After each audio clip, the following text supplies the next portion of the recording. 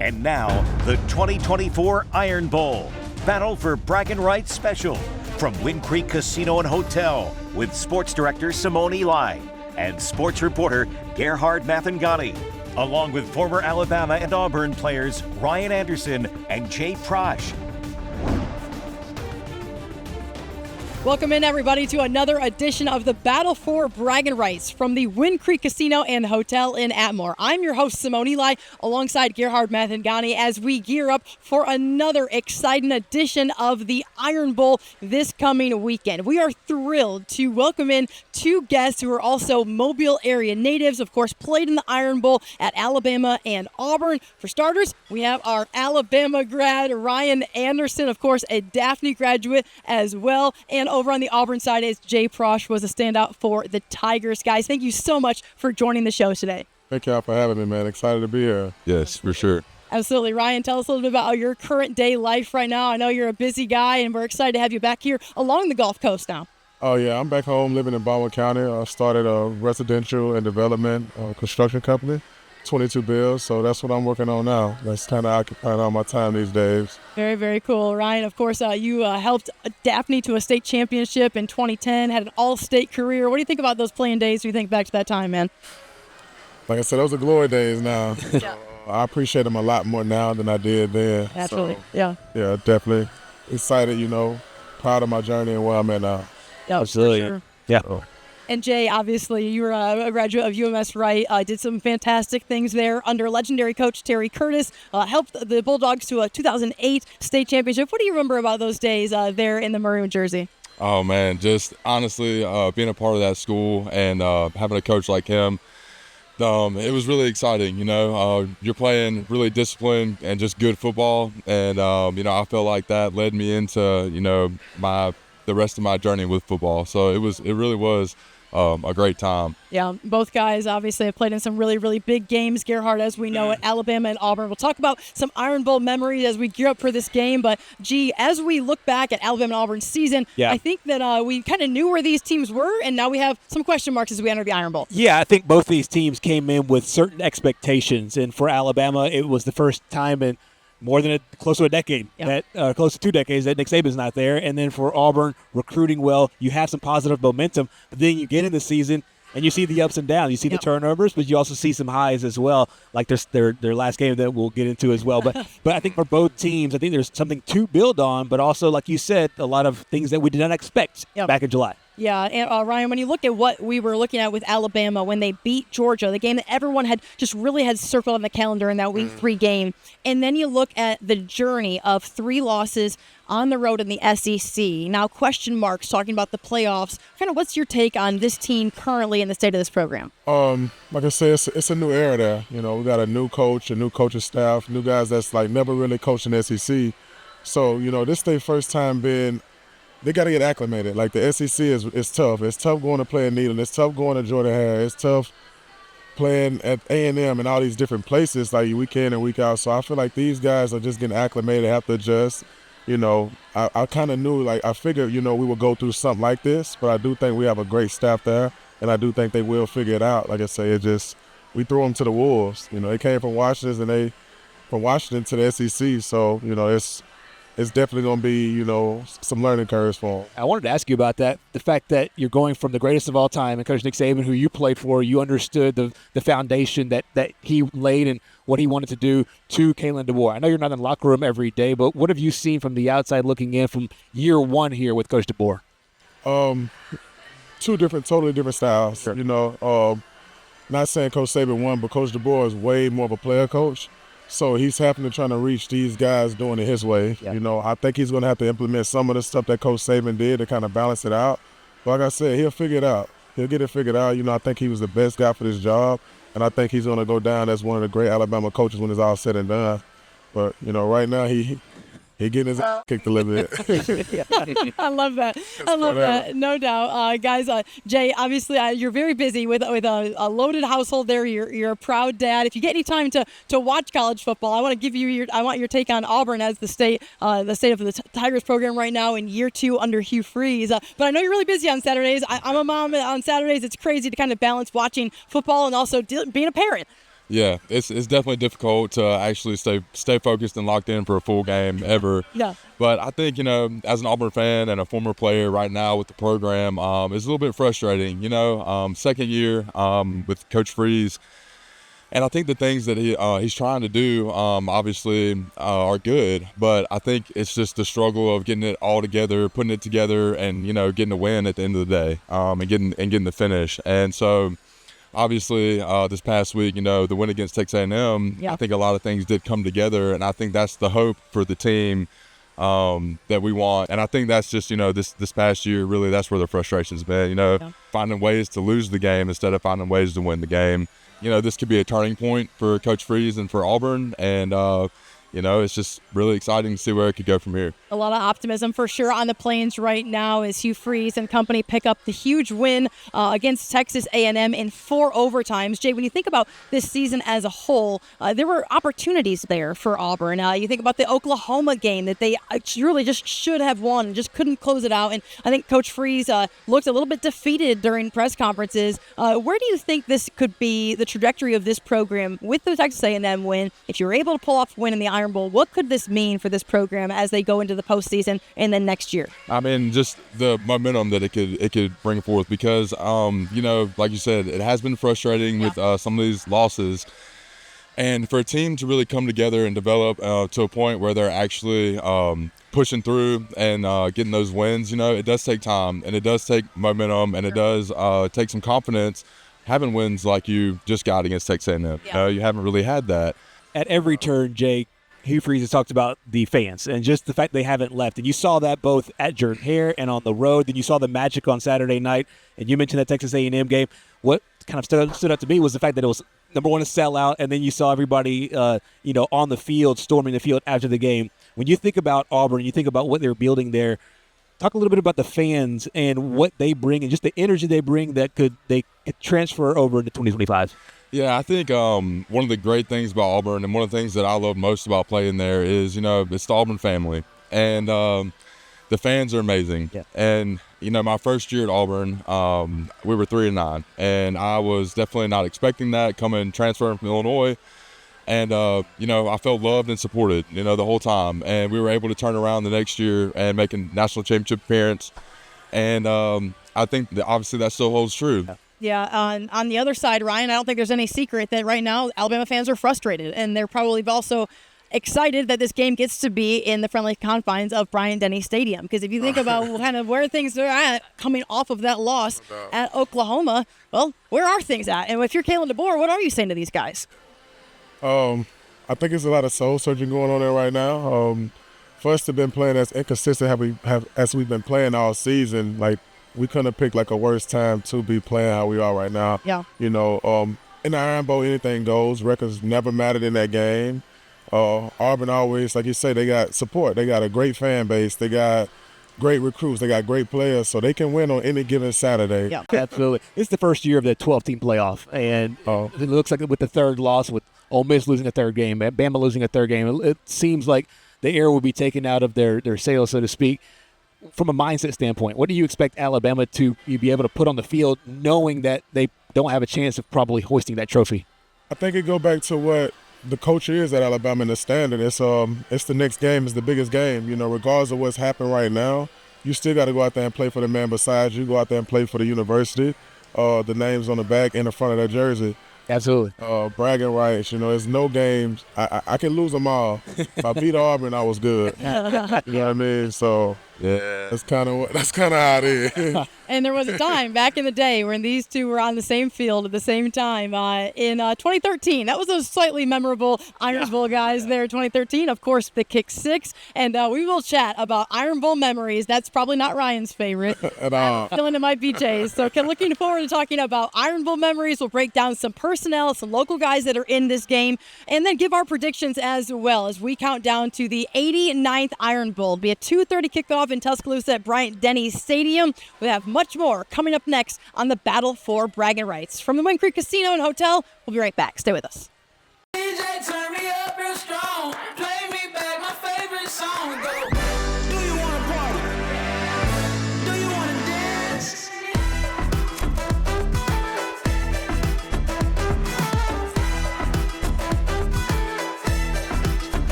Your moment to shine has arrived.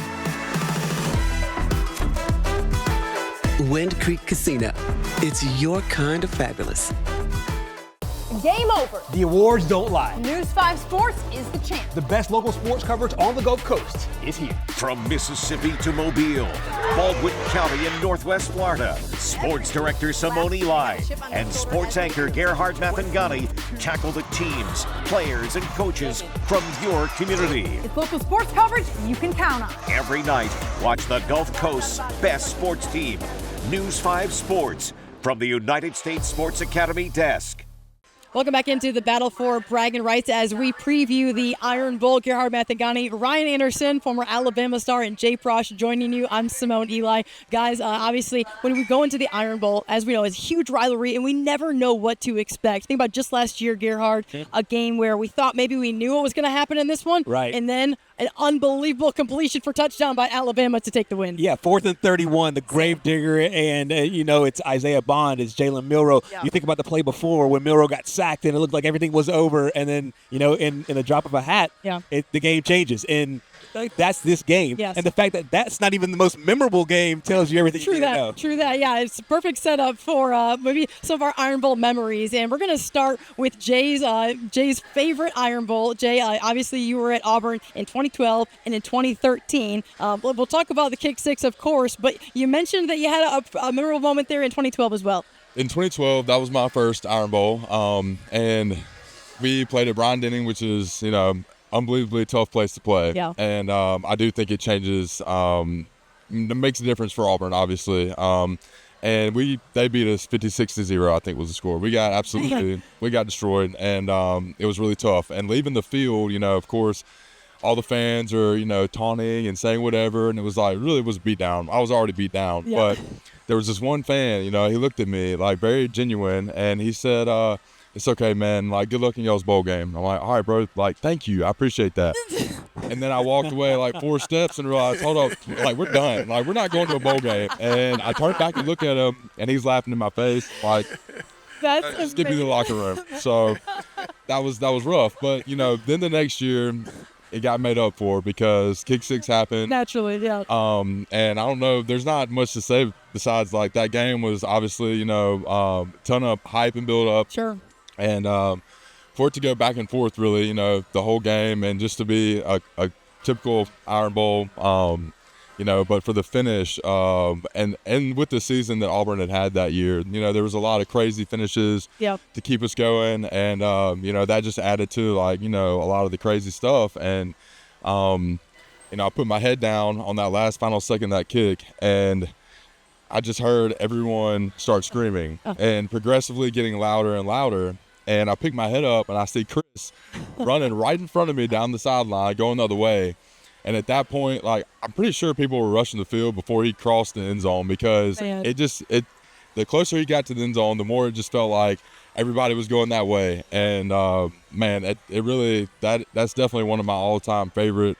Not to mention it was against Alabama in the Iron Bowl, but just in general, it was just such a special moment. One of the historic moments in all of college football. I was in the other end zone, so the one that Chris was running away from, where the kick was coming, thinking that it was absolutely going to go through the uprights. Naturally, of course, Alabama's going to go play in the national championship, and we've written this story before. We've seen this game. Right. Ryan, you were on the other sideline, so you had a totally different perspective than Jay and I's perspective. What was that like for you? It didn't work out like that for me. What was that like for you over there? I remember when he hit it. He hit the. I was sitting down, actually. I remember he kicked the field goal, and like you, I thought we was finna, win the game. I mean, I think it was gonna go to overtime to tie it up right there. Yep. Or was we up? No. Going overtime. It was. You're right. It was gonna go to overtime. Overtime. Was yeah. it? Okay. Yeah. We was gonna tie it up, and when he caught the ball, I was like, yeah, somebody gonna tackle him. Somebody tackle him. I was like, make a few guys miss him. He gone. Yeah, man. Yeah. Yeah, I couldn't believe it. Like, I was. Like, pinch me, you know what I mean? Like, I lost in the national championship to Clemson my senior year, and it did not feel worse than I felt that game. Really? I'm telling you, I cried after that game. Right. The whole bus ride back. That's how significant it was. So Man. it hurt to lose, like, in that fashion, and to Auburn and Jordan. So yeah, Coach Saban made a hilarious reference to Jordan Hare being haunted. I want both of your takes on this because you got a chance to play there a couple of times. I think you might have done as a recruit about that building. Is there something, maybe haunted might be too strong a word, but is there something I definitely think it's haunted. That's exactly what it is. From an energy standpoint, what do you attribute that to?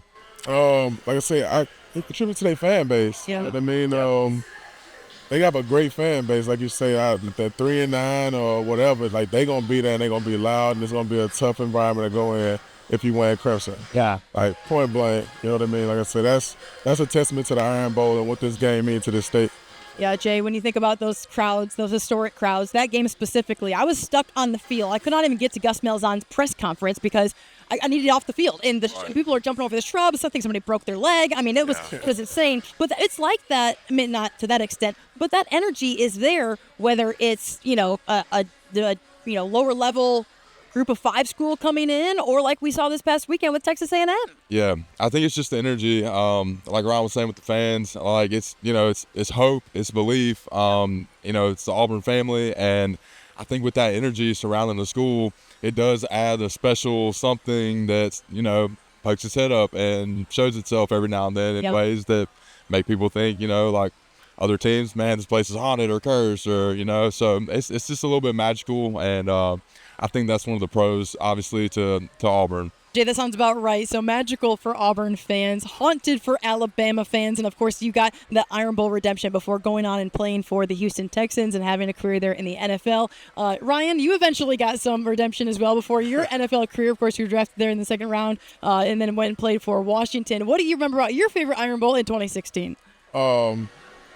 I just feel like we dominated them like on the defensive side of the ball that year, and that was like big for me, to go out and Bryant Denny that way with the team that I had. So I would say that was my most memorable Iron Bowl, just going out playing like solid defense, giving Auburn fits, So I would say that was my favorite one at 16 before I actually got to leave, and I got to play my senior year at home, So I know how that feels going out at home. Yep, for sure. That was dope. No doubt. There's a lot of local players in this game. You two, obviously from the Gulf Coast, players playing right now as well. You got Brian Williams, obviously Deontay Lawson. Talk about the tie between the Gulf Coast, the players in this area, and this big game, and some of the ways that local players impact it every year. I feel like a lot of the best players, in the state, some in the country, come from the Gulf Coast. So the numbers per capita, they don't lie. Right. So it's a lot of great football being played on the Alabama Gulf Coast, and Auburn and Alabama, those are major areas. Like, you got to win the recruiting in these areas, It's tough because, as a Bama guy, you trying to stop them from going to Auburn, and, vice versa. And keeping them from leaving the state is a whole other thing. So, Jay, you started your college career at Illinois and you came back home, so to speak, obviously being a Gulf Coast native, then playing for Auburn. Was there something more special there wearing an Auburn Tigers jersey and then helping lead one of the best rushing attacks that Auburn has seen probably in the last a decade and a half or so? Yeah, it was super special. I mean, for me, and I'll be honest, coming from Illinois, being from Mobile and going to Illinois, I dreamed of going to Auburn or Alabama. Honestly, I would have happily played for either, but once I did transfer and end up going to Auburn, that took me, and I'll always be an Auburn guy. Yeah. I can't tell you how special it is to play in that game, to go to one of those schools and to be from this area, because it is so much hype about the Iron Bowl, Auburn, Alabama, and this area is the football is so competitive. Yeah. And that's why I think there's so many good athletes coming out of here, Sure. because there's so much competition. And the level of play is so high at an early, young age. Yeah, absolutely. When you think about the personnel in this game, we got the unfortunate news that Deontay Lawson, the Mobile Christian alum who has been the leader for Alabama's defense this past year under, of course, former South Alabama head coach Kane Womack as the defensive coordinator there in Tuscaloosa, he is going to be out. Deontay Lawson suffered an injury last weekend against Oklahoma, so he will not play in the upcoming Iron Bowl. Ryan is the guy who understands just that side of the ball and just that position so well. How big of a loss is this for the Tide, given that this is kind of their quarterback of the defense? Yeah, you can't replace a guy like him, not even just his talent, but what he means to the team as a leader. Yeah. He's the guy. You know, he get those guys to rally. You know, they respond to, you know, they go how he go. He's the captain. So, you know, definitely prayers up for him. Yep. Like that's you know, we can't replace him. You know, like I said, we just the next man got to go in and play his best ball. Yeah, wishing the best for Deontay for sure. I want to talk about another Tide standout in Ryan Williams. He has totally just caught national attention there, Ryan. When you think about what Ryan Williams has been able to do, I think we all knew when he was playing high school ball at Saraland that he was going to be a star. And, man, he has really had some bright moments there in Tuscaloosa. Yeah, he's a unicorn. Yeah. Very, very special athlete. For his game to translate at this level as fast as it did, with him being so young, so raw still, so much to learn about the game, it speaks to who he is as an athlete, as a player. He's going to be very good for a very long time. Yeah. No doubt. Yeah. You've obviously been around a lot of Alabama receivers. Does this stand out, like as far as when you compare him to some of the top players, whether it's Julio Jones? Do you think that he can be one of those top end guys that everybody remembers forever? I don't want to put no expectations on him. Sure. At all. Like I said, I saw Julio play. I played with Amari Cooper. This is my argument with that. Like, you know, all the great Alabama receivers, they have a great game against Georgia. Yeah. So he kind of solidified that, you know, put himself in that category with the game he played against Georgia. I think he'll be all right. Yeah. You know, he's special in his own way, but he's definitely going to be one of the good ones for us. Over on the Auburn side, Perry Thompson has been a part of a young receiver corps that came in there under Hugh Freeze. A lot of excitement and expectations kind of on those guys. What do you see maybe from Perry and just these young players? Of course, Perry played at Foley High School as well. And what do you just see for the future, so to speak, when you think about the Cam Colemans and these guys that are just really, really great playmakers there for Hugh Freeze?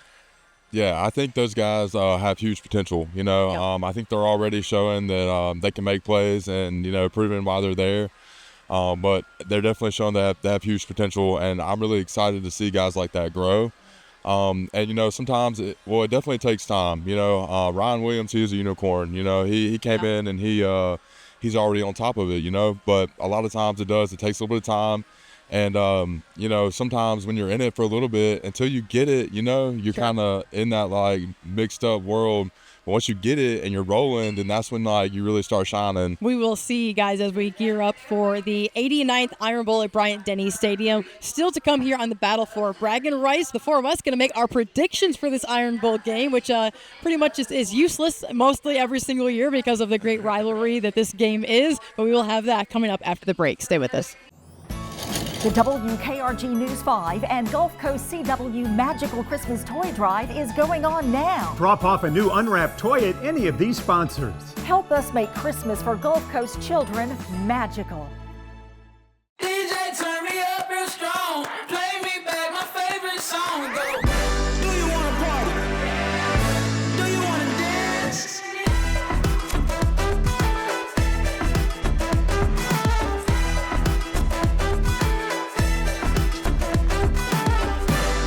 Be the you you've always wanted to be. Wind Creek Casino. It's your kind of fabulous. So your Turkey Day leftovers are gone. GMFB Overtime has something to chew on. A Monday night treat as the Browns battle the Broncos. Plus actor Joel McHale. Weekdays at 9 on Channel 55.1. Back here at the Wind Creek Casino and Hotel, previewing the 89th Iron Bowl on the battle for bragging rights. Guys, of course, we heard from Kalen DeBoer and Hugh Freeze going into this big game for Kalen DeBoer, the first ever Iron Bowl. Luckily for him, it'll be played at Bryant-Denny Stadium. Hugh Freeze looking for a win in his sophomore season after that very tough loss last year. Here's what both coaches had to say. It's going to be an awesome environment. We know that. You know, love playing the game at home, right? We get a chance to be undefeated. That's a sidebar. No, but be undefeated at home, it's a big deal. It's always been a big deal to me, and that's where we're at as a team. But, you know, just, you know, this game, what it means to those that come from each side and what it means to the state. It's talked about and, you know, not just told to me, but talked about amongst everyone and in their homes. And, you know, it's Thanksgiving weekend, so if you're not at the game, you're watching it with your friends and family. And, you know, so I've heard stories of families being divided because of it, and, you know, in many different ways. So That's what rivalry games are all about, and I know this is a rivalry that's on another level. Oh, there's no bigger game on the schedule to set in this seat. To lose one like we did last year still doesn't set right. And I know that the Auburn faithful have had to endure that. And, we want to change that feeling in this building and for our great fan base in this state. And, it's a tall task. Their roster is deeper. But it was deeper last year too, and we had a shot to win it. So got to find a way to keep ourselves in it and give us a chance to win and try to change that and hopefully start making that a regular expectation. As both coaches know, so much on the line going into this game, Gerhard. Yeah, certainly. And now it's time for the fun part. It's time for the predictions. I'm pretty sure at home you can guess who these guys are going to pick, but Ryan, we'll start with you. Your predictions on the Iron Bowl, the way this game will play out, and your score. Alabama 35, Auburn 14. Wow. Wow, okay. That's a pretty wide gap there. A little bit of a blowout. Okay, I like what you said about the mindset standpoint. Really interested in that. It's hard to go against Auburn's momentum, but I like Alabama to win the football game. Of course, they're the Vegas odds maker pick right now. I like it 35-28, not as high. Ryan, what gives you the confidence? Defense. Yeah. Okay. All right. Good stuff. Jay, for you, obviously a lot on the line, but as we know, anything can happen in this game. Auburn riding high with some momentum right now. Yeah, I think they can carry that momentum in from last week, build off of that win, and I think 35-28, Auburn. 35-28 Auburn. So totally flipping the script on that one. Guys, for me, I like Auburn in this game. I didn't feel that way going into this past weekend. I told Gerhard, we know exactly what the storylines are going to be going into this Iron Bowl. But I think right now, I don't think Alabama is going to show a lack of effort by any means. But I do think that they're hurt and they're down. And momentum is such a huge thing in college football, as we know. I like Auburn in this game. I give me, maybe 27-24. It's going to be a close one, and it's going to be one that Ryan, you might want to just watch from your house. Don't worry. So, guys, any last takes? Any last thoughts? What's going to go well for Auburn, you think? I think they're going to be able to run the ball. Yeah. Well, Hunter, he's the man. I just love how he plays football. He just makes me feel good watching it. And I hope that they're able to pass the ball and those young receivers can come and score some points. That's it really. Ryan, what will it take to get a win outside of defense? What will it take to get a win? Our offense licking their wounds and bouncing back. I think our offense is going to have a big game for Deontay being down, so that's my take on it. We want to bounce back from last week and come out and show people who we are.